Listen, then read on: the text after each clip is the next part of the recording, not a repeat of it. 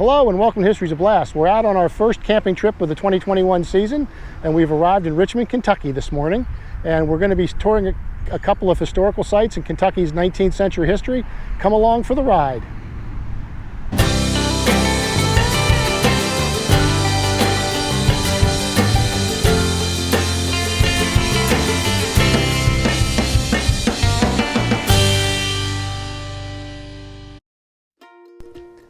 In this episode, we'll visit the Richmond Battlefield Park, the site in August 1862 of the opening battle in a Confederate campaign that aimed to eject United States military forces from Kentucky and bring it into the Confederacy.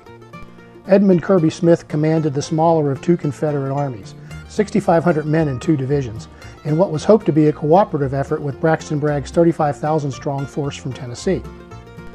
Their objective was to seize Frankfort, the state capital, and install a pro-secession government, thus freeing thousands of supposedly subjugated young Kentucky men to take up arms for the Confederacy. Artillery, exemplified by this rifled iron gun, played a prominent role in the early phase of the battle. Behind it, there's a Masonic memorial erected by area lodges in memory of Freemasons on both sides who fought and died in the Civil War. Kirby Smith's troops almost all had seen combat, and they were well led. One of his two division commanders was an Irish immigrant from Arkansas named Patrick Claiborne, who was destined for fame. Kirby Smith's veterans met a Union army equal in size but almost totally untrained. Many had never even fired their rifles. These novices were put into action piecemeal and stood their ground twice, only to be routed each time and chased all the way into Richmond, where most were captured en masse. The road to Frankfort and Kentucky's secession was open, but of course that was not to be, and the rest, as they say, is history. The visitor center is in the Rogers House, which today is much as it was at the time of the battle. There's a theater at the end of the entry hall where you can watch a very well done orientation video before wandering through the displays. This wide variety of battle flags from both sides should be particularly interesting to Civil War buffs. We enjoyed the 3D map with models of the three main buildings in the battlefield park, which helped to orient us for the driving tour when we left the visitor center. Upstairs, we found a particularly poignant interpretation of the roles of prominent Kentuckians on both sides of the Civil War. For example, Presidents Lincoln and Davis were native-born Kentuckians, as was Mary Todd Lincoln, who had close relatives fighting for the Confederacy. This is Simon Bolivar Buckner, a close friend of U.S. Grant in the Mexican War, who earlier in the year had received Grant's famous unconditional surrender note. Kentuckian John Bell Hood needs no introduction, but to his left you might not recognize Robert Anderson, the commander of Fort Sumter. And here's unsung Union Army hero of Gettysburg, John Buford, portrayed by Sam Elliott in the movie, whose cavalry division held just long enough. Finally, John C. Breckinridge, former U.S. Vice President and beloved early commander of Kentucky's only Confederate infantry brigade, whom he called his orphans. An 8-station driving tour guide of the entire battlefield, which the curator jokingly describes as 15 miles long by a half-mile wide, is available at the visitor center. For the sake of time, we opted to visit the two stops where the main action took place, both within a mile of the visitor center. Turning south on US 421, it's about 1 mile to the entrance to the battlefield park on the west side of the road. Most of the park was the farm of the Armstrong family in 1862, whose home, called Pleasant View, still stands, although in enlarged and modified form. Its front entrance, for example, once looked south but now faces east.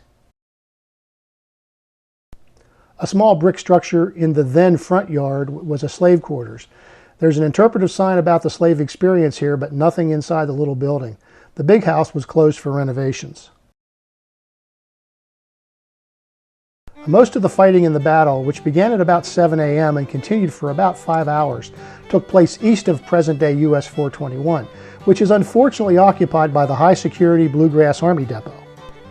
But the final Confederate blow that turned retreat into disaster fell on the Union Army's weakly held right flank here on the Armstrong farm. There's a 2.5-mile paved trail system that runs through the park. The fork to the right leads all the way to our next stop on the driving tour at Zion Church.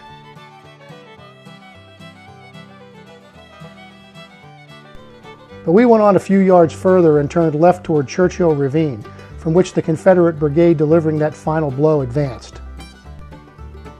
Churchill Ravine gets its name from Kirby Smith's other division commander, who sent his lead brigade of Colonel Thomas McRae's Texans and Arkansans against the exposed Union right flank. McRae found a broad ravine that allowed his brigade to approach unobserved, to emerge in a howling line of battle only a few hundred yards from the Union position and overwhelm the single Union regiment on this part of the battlefield. This side trail ends at an overlook near the upper end of the ravine, with a monument memorializing the Texans who made the charge. The huge state of Texas contributed only 2 infantry brigades to the whole Civil War, but what brigades they were! This is a standard design placed beginning in the 1960s on every Civil War battlefield where Texans fought, and I find it to be admirably simple, elegant, and unostentatious. Now we'll drive, rather than walk, to the far end of the Richmond Battlefield Park Trail and our last stop, Zion Church. This is as good a time as any to talk about where to find something to eat after working up an appetite walking the trail. We enjoyed the food and service at Masala Fine Indian Cuisine, located a short distance north of the Visitor Center. I'll put a link to their website in the description below. By the way, this park is another example of the important work of the American Battlefield Trust in preserving battlefields for the benefit of future generations. When the Armstrong property came up for auction in 2001, the Trust partnered with the local historical society and a private benefactor to purchase it.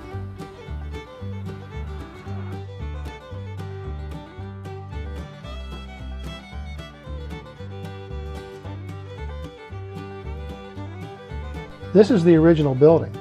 Early in the fighting, it, along with the 2 houses we already visited, became a field hospital with wounded Union soldiers overflowing into the surrounding grounds. Low-level skirmishing and a 2+ hour artillery duel of little consequence preceded the clash of the main bodies. It's a little surprising that only 1 cannonball hit this building, which sat prominently on a hilltop and only 100 yards or so behind a Union artillery position. The location of the repaired hole is not too hard to find near the eave of the south side of the building. A short walk south from the Zion Church pullover took us to the north end of the park trail and the position occupied by artillerists from Michigan for most of the battle.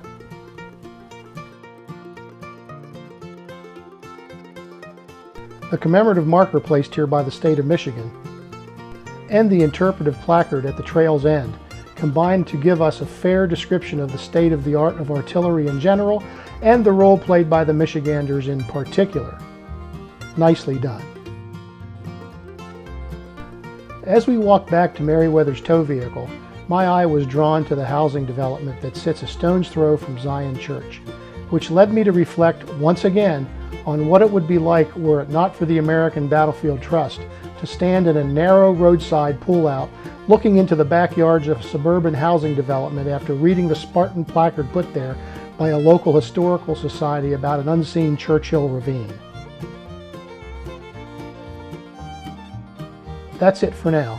After our late lunch, we ventured an hour's drive south and almost 100 years back in time to the town of Stanford, known as Logan's Station when Daniel Boone walked the earth. The partially reconstructed stockade and other things of historical interest in Stanford will be the subject of our next video. Hope to see you then. Thanks for watching. Please click the thumbs up icon to like the video and share with your friends via email or social media. I'd love to have you subscribe, and if you do, please click the little bell icon so you'll get notifications whenever I post a new video. Goodbye.